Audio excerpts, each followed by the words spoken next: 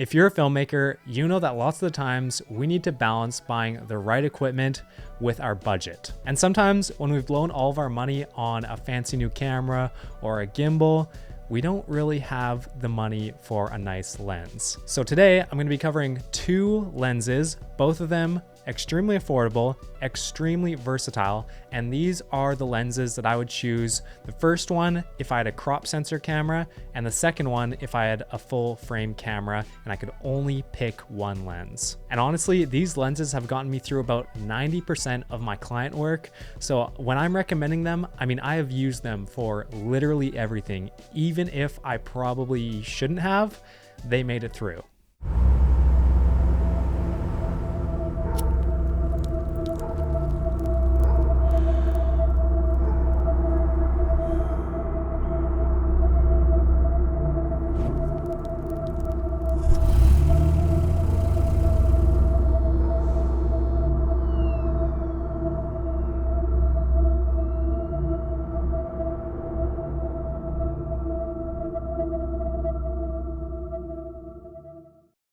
This is the Sigma 18-35 f1.8 art lens for EF mount cameras. And honestly, what more could you want out of a lens? It's a versatile zoom, it has sharp image quality, it has a fast aperture. I mean, it can really get the job done across all aspects. And as an added bonus, it's very affordable. Before you jump into buying any lens for a crop sensor camera or a Super 35 sensor, you should know what the crop factor of your camera is. In my example, the Blackmagic Cinema camera, which is what I film on, has a crop factor of, I believe, 1.558.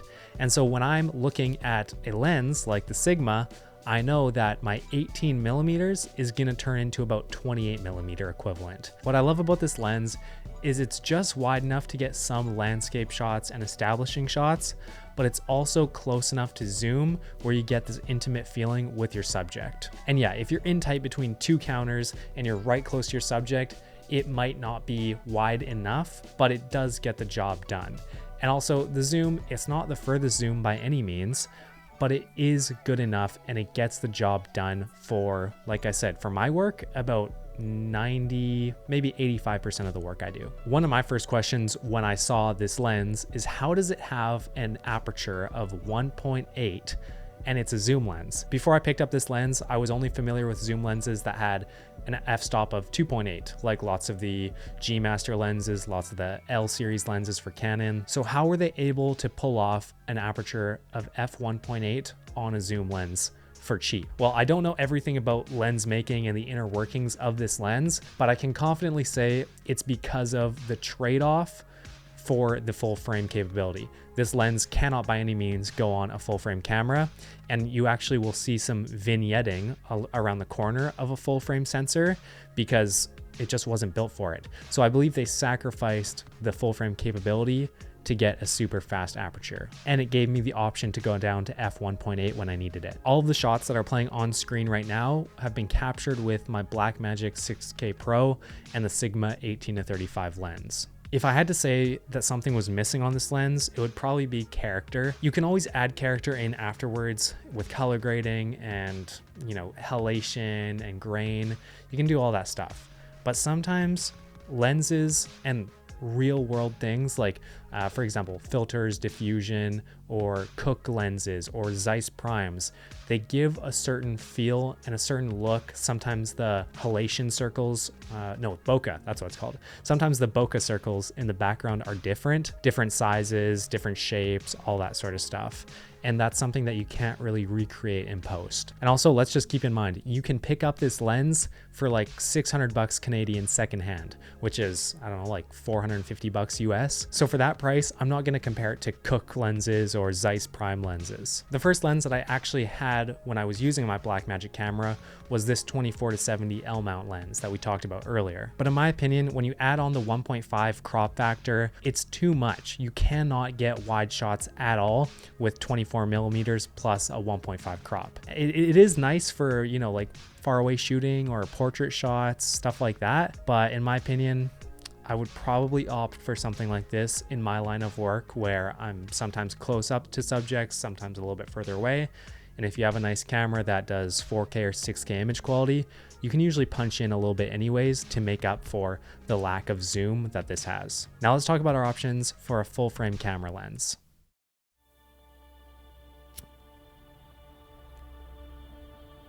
I don't really know where I'm going.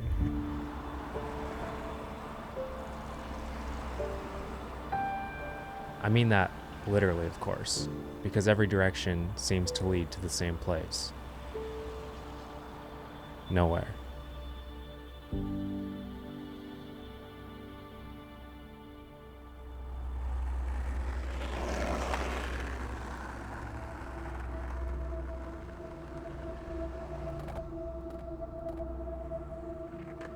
I think I was 6 years old when the color first started seeping out the world. It's a gradual thing. Something you can't quite put your finger on and say, yeah, this is when it started. This is what happened. This is why.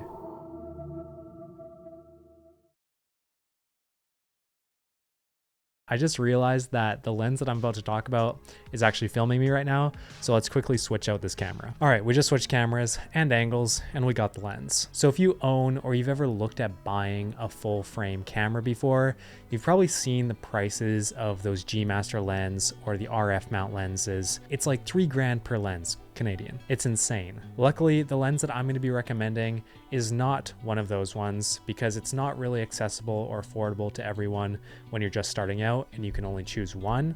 So we're going to be talking about the 24-70 f2.8 Sigma. And I didn't mean for this to be like a Sigma episode. It just happens to be that Sigma makes really good lenses for affordable prices. And similar to the last Sigma lens that we looked at, this lens is just overall sharp, good quality, responsive with autofocus on the FX6, and it's just half the price of a G Master. So that's kind of why this lens has been the only one I've needed so far. And yes, there are going to be a couple differences between the $3,000 G Master and the Sigma lens. For example, this lens is going to be quite a bit heavier and it just has less customizability for button functions compared to the G Masters. And all of the shots that you're seeing right now were filmed with the 24-70 Sigma 2.8 on the FX6. You can pick up this lens for about $1,000 Canadian used, and I think about $1,000 US new. As I recently switched to Sony, this lens is actually the only one I have for a full frame cinema camera like the FX6.